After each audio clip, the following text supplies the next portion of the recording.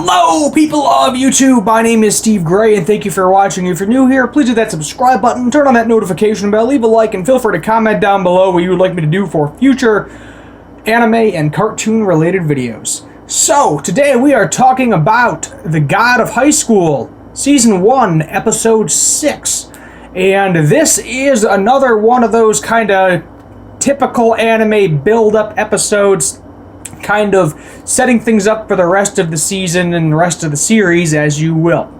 So, what do we learn? There are somebody that are called the Six, the Signature Six, or maybe they're the Six Gods. I don't really know. They're all very, very powerful people, and Mori's grandfather is one of them. Mujin is one of them. One of the other contestants' parents or grandfather is one of them. It all flashed very, very quickly. Each one had like a specific ability. Mujin's ability was Tiger Claw. So that's what, that how we saw the island get crushed in the first episode. That is his ability, to summon some sort of giant, crazy Tiger Claw thing and crush stuff.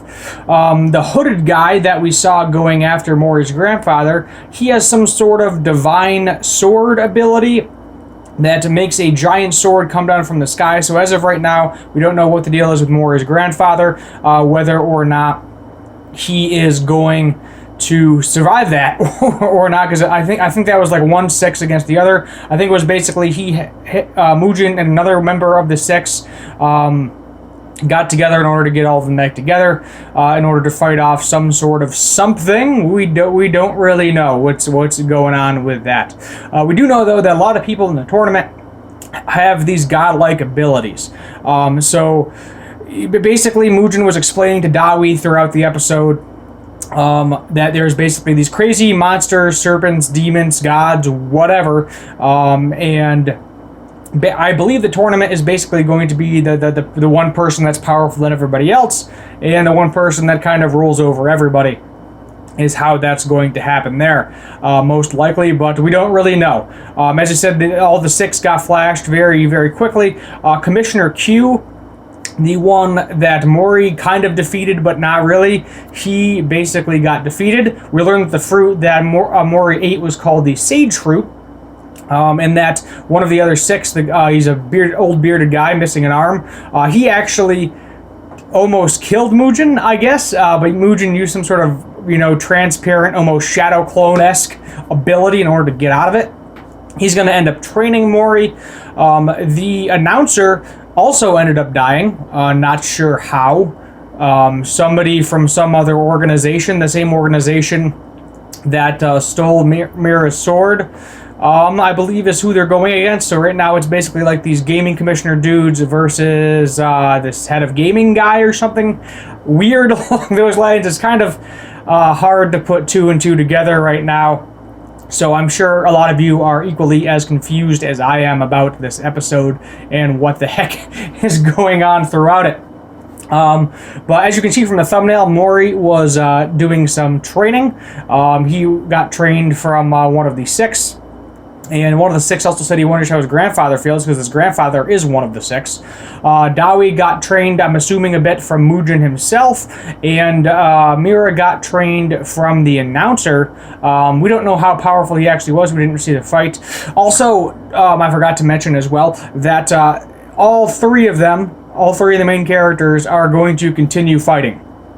So basically how it worked is there was a quick little cutscene where it was Mira versus the Jujutsu guy that I thought we were never going to see, and then he got knocked out in like 4 seconds. Mira won, and it's going to be teams of 3. So I don't know if Mujin is going to steal people's powers. Right now I can't tell if he's the bad guy or not, in all honesty, because there's a bunch of different people, a bunch of different organizations.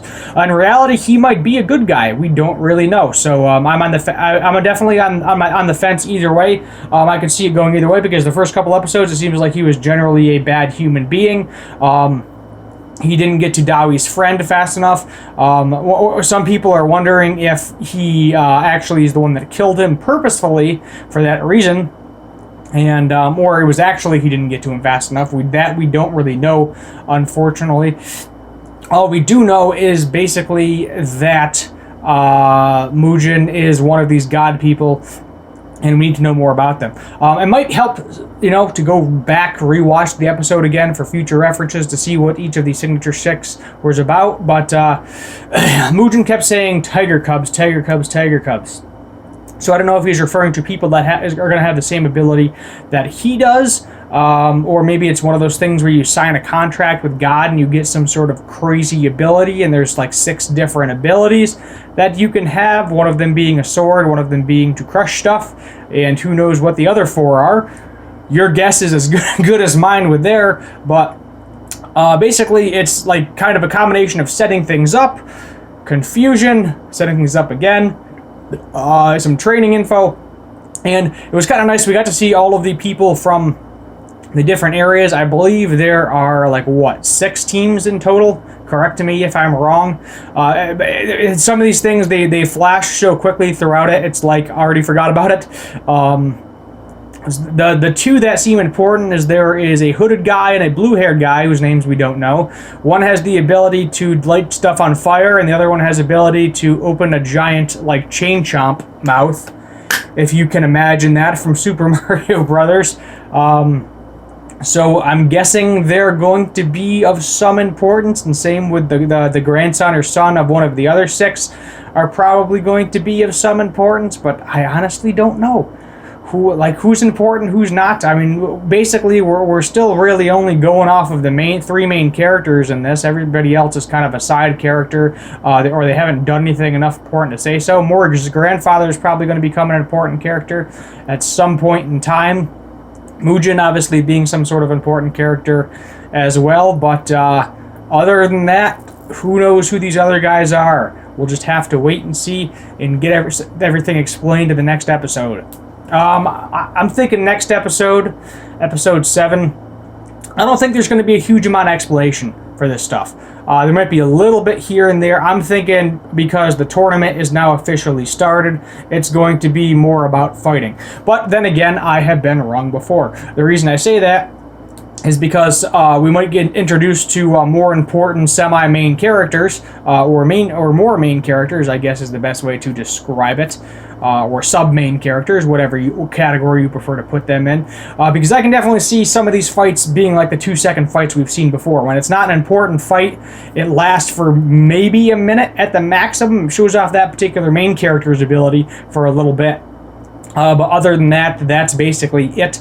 It doesn't show like the whole drawn-out fight like we've seen with Dawi versus Mori there, like the last pretty good fight that we saw that was drawn out and basically the bulk of the length of the episode, in all honesty. So we'll see what happens next. Who knows? So much confusion. I'm getting confused right now, too. I am very confused with this right now. I want to go back and rewatch it. But at the same time, I want to do kind of like a live reaction or right after the fact. That's what I do. If you're wondering how I do these, it's basically I watch the whole thing completely through. I find my section that I want to screenshot so I can get my thumbnail, make up my thumbnail, and then go ahead and record it live. Everything that's on my mind, everything I'm thinking.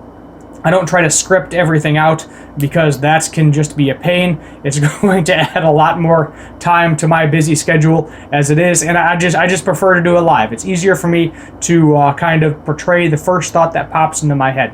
But there's going to be a lot of crazy fighting, let's put it that way. As I said, if you're a fan of Dragon Ball Z, a fan of all the fighting shonen anime, you're gonna love this. Mori also being more like Goku than ever, complaining that he can't fight Mira and he wants to fight Dawi again, and both of them being like, why? He was like, well, it's just cool to be the strongest, to be the strongest in the world. It'll just be cool to do that. I was like, but what's gonna happen if he actually achieves that dream? Same with Goku. What's gonna happen if he becomes either one of them become the strongest there is? Then there's nowhere to go from there. You can't get any stronger. Once you're at the top, nobody can defeat you, and when nobody can defeat you, then you lose purpose. And I would definitely kind of love to see something like that, and we actually do have something like that, which is kind of One Punch Man, if you look into that.